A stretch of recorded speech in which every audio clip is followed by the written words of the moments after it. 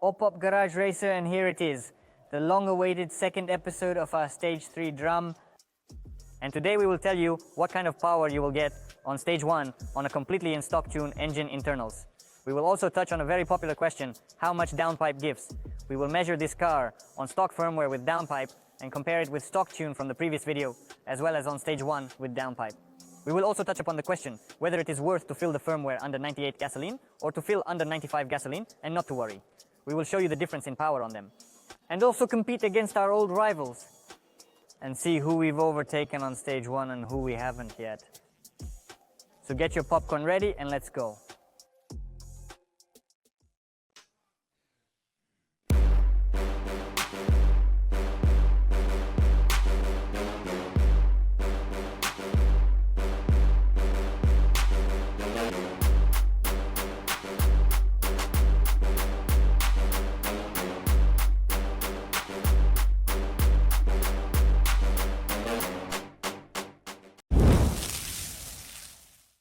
First, I'll tell you about the Stage 1 configuration on fully stock hardware.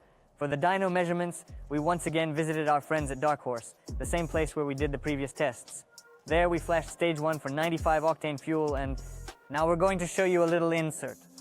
Now we're pouring Stage 1. 95 gasoline should be 285 horsepower. Fuck, that's not accurate. I can't remember. Is that on a 98 or not? So, what did you say it was, what, 270? 267? How much did you say? 300? No.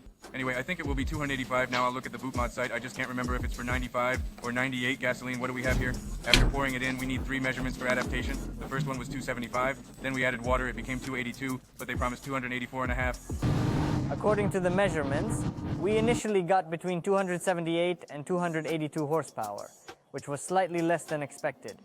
We were aiming for 284.5 horsepower. For the measurement on 98 octane fuel, we were definitely expecting a bigger gain, at least an additional 5 horsepower, as they promise around 295 horsepower. But it turned out not as it was desired. The moment from the middle was higher, but to the top at revolutions it was falling. Perhaps it was a consequence of detonation. Perhaps that at us the catalyst gives some support and is clogged. But what goes around comes around. About the same power but more torque. On a highway with colder air it could be better. But maybe we've got a catalytic converter like that. And we've got 2 catalytic converters. We've got to take that into account. Anyway, now we'll pour Stage 1 under 98 gasoline. Their promise plus 5 horsepower. It's about 289 horsepower. And we're gonna test it out. Up. So we got these results. Interesting. According to the original, we have 247 horsepower and a half, and you see stable. Here comes a stable moment, a shelf, and here the power is not particularly jerky. Then what we did, then we made Stage 1 under 95. Here we have the maximum power. It has already begun to warm up, began to cool in general, began with 277, something like that, and finished 282. Horsepower. As you can see, here's the green line. That's the moment. 1 down and down it went. Then we put in some 98ths of gas. I thought we'd get more horsepower. We were expecting 289 according to the website. But what have we got here? We've taken 5 measurements. The temperature, of course, outside temperature, there's 3 or 4. The torque has increased. In short, the maximum torque has increased, but it's increased in the middle. It's pink. You see, opal. What a thing it is anyway. In the middle, the torque has increased. But as we're racing, here we are, roughly. From 5,000 or more. The torque was getting weird, probably because of the revs. And the temperature went some kind of pullbacks, corners, maybe some kind of detonation and flooding, something.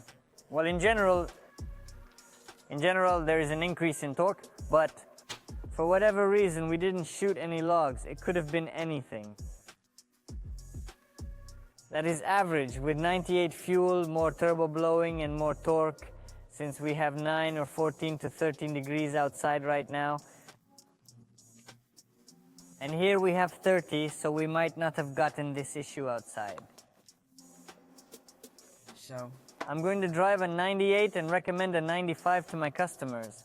so that in all situations there won't be any backlash or anything like that. After the measurements, I was a little sad. I expected more.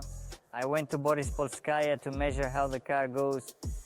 About the time it worked out, if I was driving alone, it was 18.8 to 19.8. Roughly, it's now become about -2 seconds. I'm talking about 100, 200. I mean 100, 200. That's a power figure roughly. It's easy to measure relatively. It turned out that I was going about 16 and a half, 17 and a half seconds, just like that. So that is -2 seconds or so taken off. Up, up. Trying to measure 100, 200 kilometers per hour.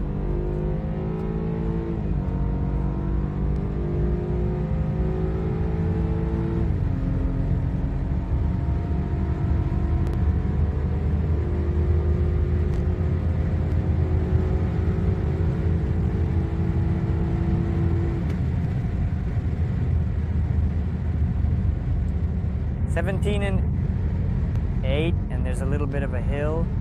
It's about 19.5 in reverse, that's in rear wheel drive. When I was driving with a passenger, it came out, I mean it was 17 extra all the time. But purely for the record, on stage 1, I managed to do 16.5 seconds on a small hill, kind of a cheat road, but it's all valid. So my conclusion on stage 1 with stock hardware was that the gain wasn't as significant as I had hoped or expected. On the highway, I was also hoping to see 15 or 16 seconds for the 100 to 200 kilometers per hour run, but it ended up being longer. So I was itching to remove the downpipe and check how it performs with the downpipe. The car has almost 200,000 kilometers on it, so something might be underperforming on stage 1, or maybe it's something else. Or maybe it's all about the downpipe and the 2 catalytic converters. By the way, on stage 1 with stock hardware, we didn't do any serious tests. We just wanted to quickly move to the downpipe and then go head-to-head with the competitors. So we put the downpipe in at our service station on Sunday, by the way. Decided to make a quick hustle so I could go to the dyno on Monday. They've put the downpipe on, and it was a different story. We went to the dyno again at Dark Horse to test again on stage 1 at 95 and 98, and we also decided to cheat and test just stage 1. So people often ask, what does the downpipe do? Well, the usual answer is obviously the more power in the car, the more comes from a conventional catalytic converter. So there are 2 catalytic converters in the N26. One after the turbine immediately, the main one, and the other further in the middle of the car. It's a small jar. It is usually not removed. So we took the big catalytic converter and it's gone. Then we put in a downpipe. We have time in stock on birch bark. It's got all the kits. Got it thrown in real quick and started measuring it like this. Now the usual answer we get is that the more power there is in the car, the more the catalytic converter puts the car out. So if your catalytic converter is designed for a stock car and you have 100 horsepower in your car, the catalytic converter won't really be holding anything back. But if you take a stock setup like the one with 245 horsepower, the catalytic converter will create some back pressure. However, it'll be within normal limits, roughly speaking. Acceptable in stock tune if it's not clogged. If you want to make 300 horsepower, then in stock tune catalytic converter will not be enough. It will stew your car more. And if you make 400 horsepower instead of 200, then in stock tune will be just a plug and it must be removed immediately and you will never get 400 horsepower with it. So here we are.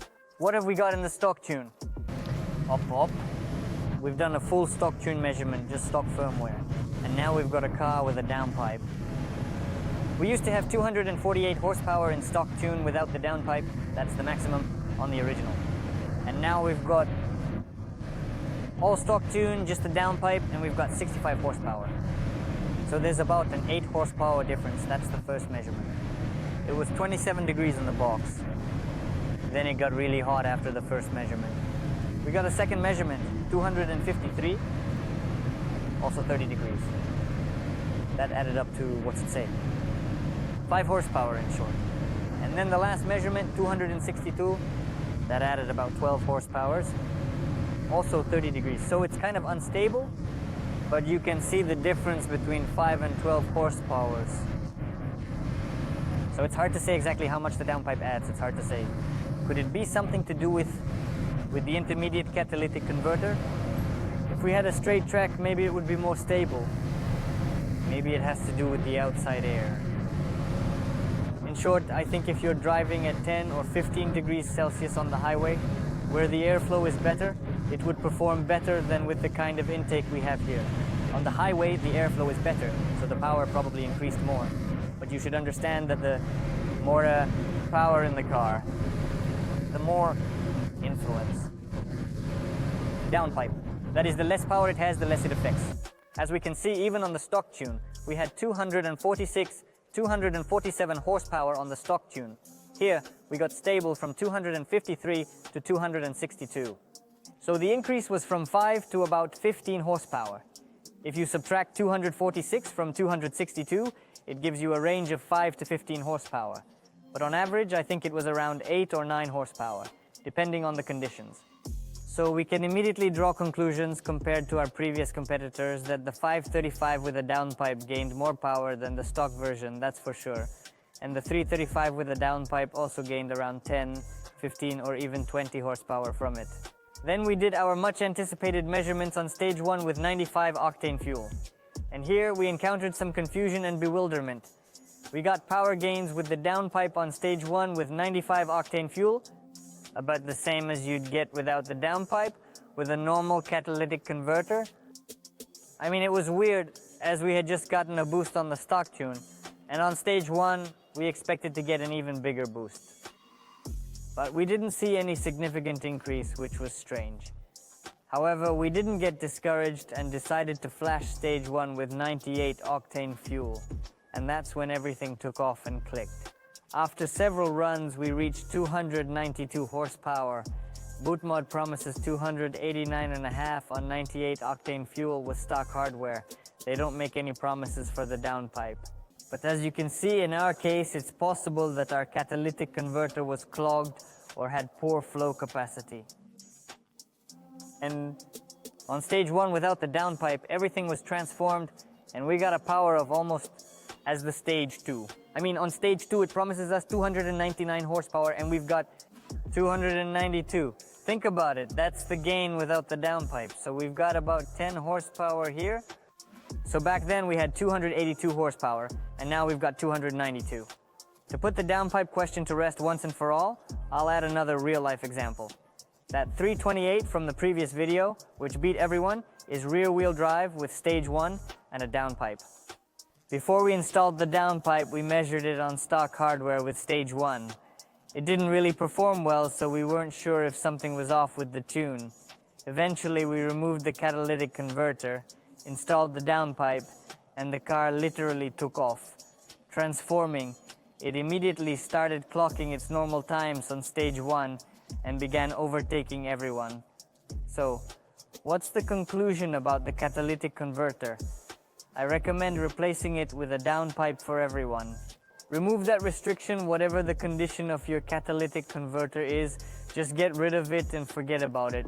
Then you can run stage 1 with a stable 10 extra horsepower. And attentive viewers may have a logical question. Vadim, why do you have as much power with downpipe on stage 1 on 95 gasoline as without downpipe? That is, it gives nothing, although it did on other measurements? Here, I think, we will give you the answer in the next videos, because in these measurements we did not shoot logs. And next time we will have an answer for you and perhaps an explanation of this case. Well, after such positive measurements on the dyno with downpipe, I went to Borispolskaya to make tests. So, measurement.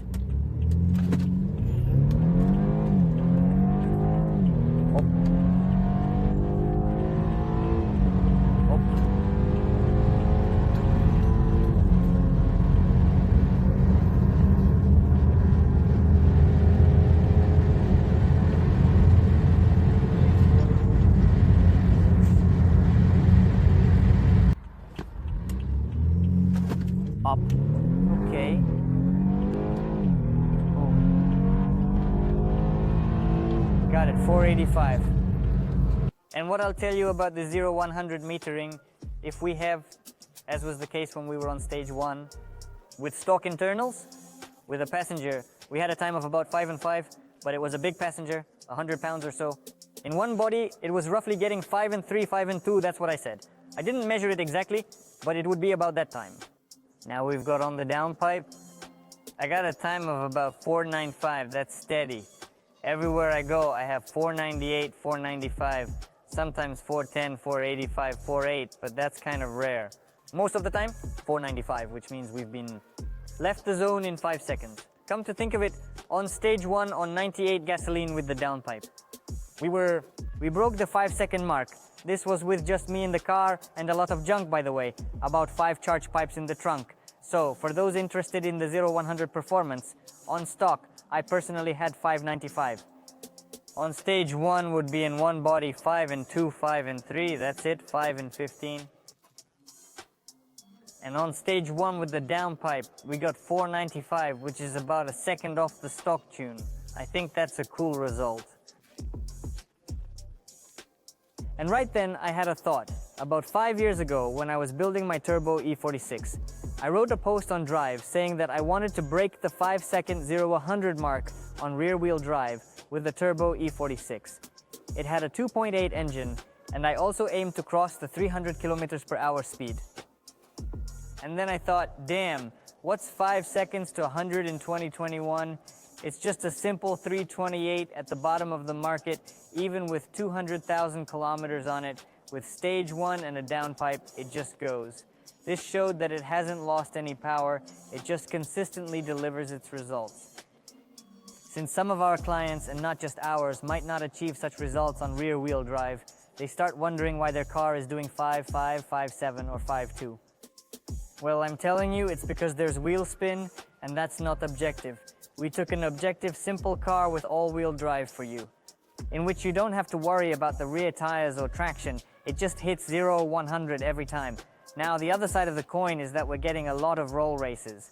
We're doing plenty of roll-on tests with the move, and we're taking losses here, of course. If we had a rear-wheel drive, and if it had been rear-wheel drive, we would have overtaken more people straight away.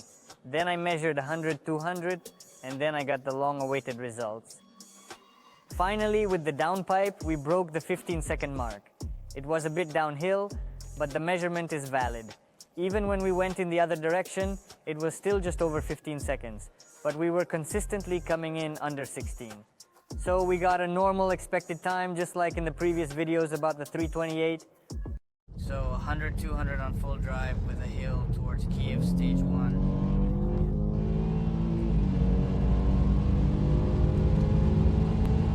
Oh, okay. That was 15 and 3 in rear-wheel drive. Now let's see how many in four-wheel drive.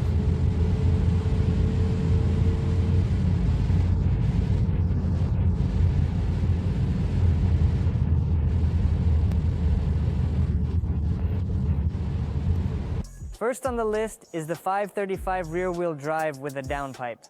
Just for interest, we also did a run with the downpipe, but on stock settings. I switched back to stock, and we raced stock against stock, but now both cars had the downpipe. And now, when it was running on automatic, we were doing all right with it. We were even a little bit ahead of him sometimes. So we immediately felt the difference when we were driving with the downpipe. But then the owner of the 535 remembered that he has a PBG, performance boost gauge, and that he needs to shift at 5500 RPM in manual mode. Once he started shifting at 5500, he began consistently pulling away from us.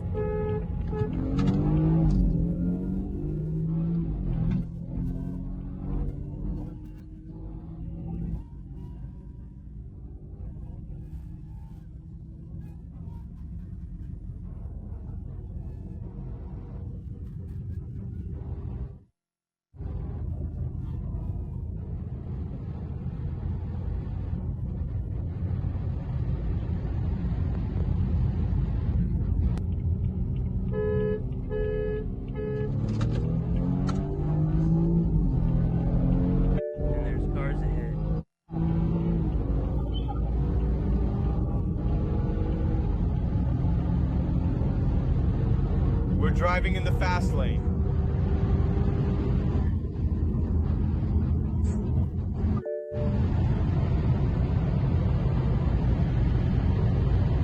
Speed limit.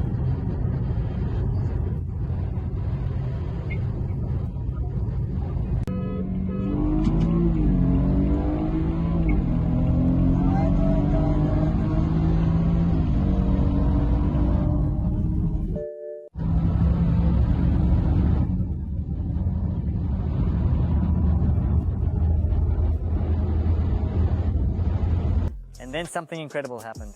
For the first time in garage racer history, the owner of the 535 decided to flash Bootmod that same day, right that evening on Borespill Highway. We flashed stage 1 for the downpipe, installed Euro 2, cold thermostats, and so on. Popcorn. And we started racing, and we ended up having the same races again. So we flashed stage 1. We switched from stock to stage 1 with the downpipe, and he did the same. Once again, our measurements were basically identical. When he was in automatic mode, everything was the same. But then he did his PBG trick, shifting at 5500 RPM, and started consistently pulling away from us. It was like you could feel it. He was just pulling away steadily, like a second wind kicked in.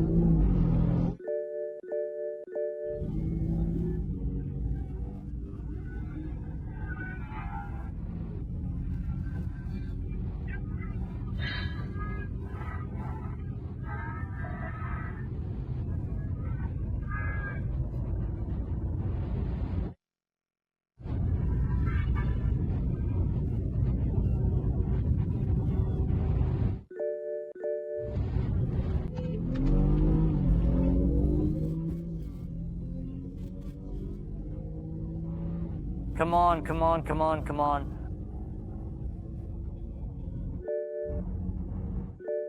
Watch, watch. Not very big.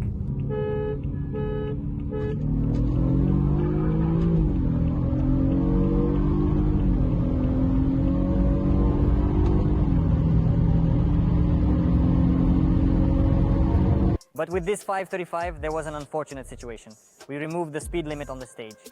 And the owner was doing 262 kilometers per hour or so. And his rear bumper blew off. We're gonna put the video in now.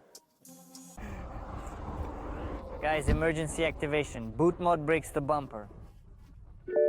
Speed limit's been lifted. 200 kilometers per hour. How fast were you going? 262? Well... Hey, was she hit in the back? No. You mean it's stock tune? Yeah. What is it? What is it? What the? It's not after a paint job, it's stock tune. Whoa. Guys, do we have a solid ass or not? We should go check it out. So... It seems intact. Not bad. But don't worry too much. This isn't some kind of structural issue with BMW where the rear bumper will fall off at 250 plus. It was just removed by the owner at the body shop to repaint and tidy it up. It's an American salvage car. Apparently they didn't install all the clips properly, because when we looked from the other side, we saw that the clips weren't installed there either. So this side wasn't secured properly either. And that's what got torn off by the airflow. Just imagine how strong that airflow must be. I mean, I advise everyone to fix the rear bumper properly. Now I've been watching all the draggy videos and it turns out I'm a little confused myself. We had a few races with our competitors on stage 1, but with stock hardware before the downpipe. Most of the races were done before the downpipe was installed. We only ran with the downpipe on the 535 so far. Back to the 335. We have a second competitor, the 335 on downpipe with a Euro 2. Euro 2 doesn't add power, but due to the downpipe, there's additional power. 320 horsepower on the dyno, electronic wastegate, also rear wheel drive. That's what we did on stage 1. Without the downpipe, so everything was on stock hardware. This was when our 100-200 time wasn't that great. Our third competitor, the 535, was on stage 2. I couldn't catch up with him for several weeks, so we decided to go to stage 2 with him because stage 1 would still be no match and he would definitely overtake us. Our next opponent, the fourth one, is an F30 328 rear-wheel drive, no muffler, with a performance air filter. Of course, we consistently overtook him on stage 1. The fifth competitor on our list was an F30 335 all-wheel drive, stage 2. We raced her in the same way on the stage full stock tune. She was, as you can imagine, still going away steadily. Our sixth opponent is a 330 stage 2 four-wheel drive on a B48. There was a bit of a curiosity here, so incomprehensible. Right when we were about to race, we had just flashed stage 1 to go up against that F30. And that's when we had our first serious breakdown. The alternator belt snapped. I had actually checked it the day before, saw some cracks, and thought, well, if it's been driving with cracks for so long, it's unlikely that it'll just break the next day.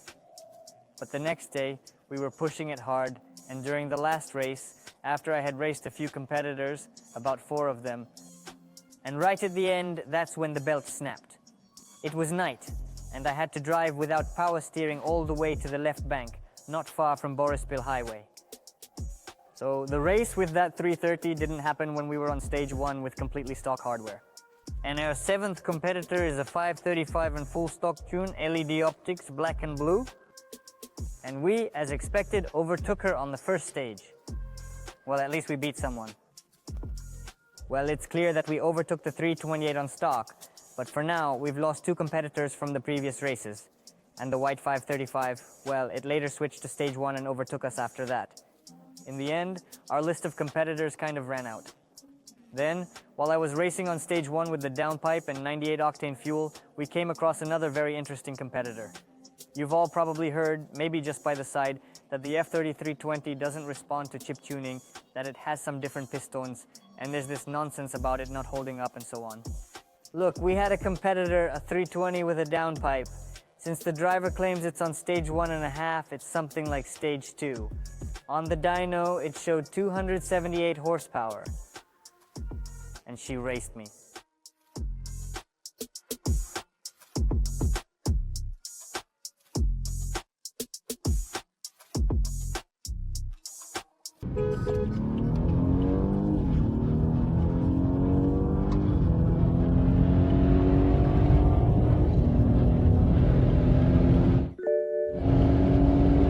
I'm running.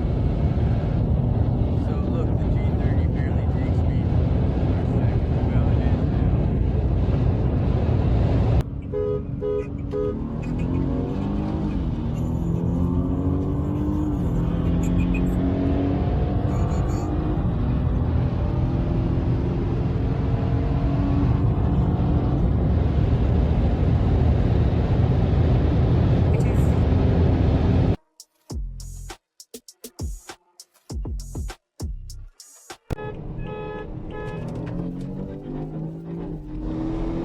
Let's go. Hit the gas to the floor.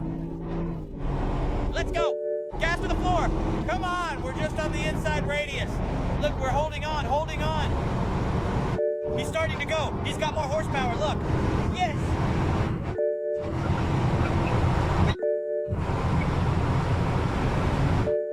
Record it! Yes.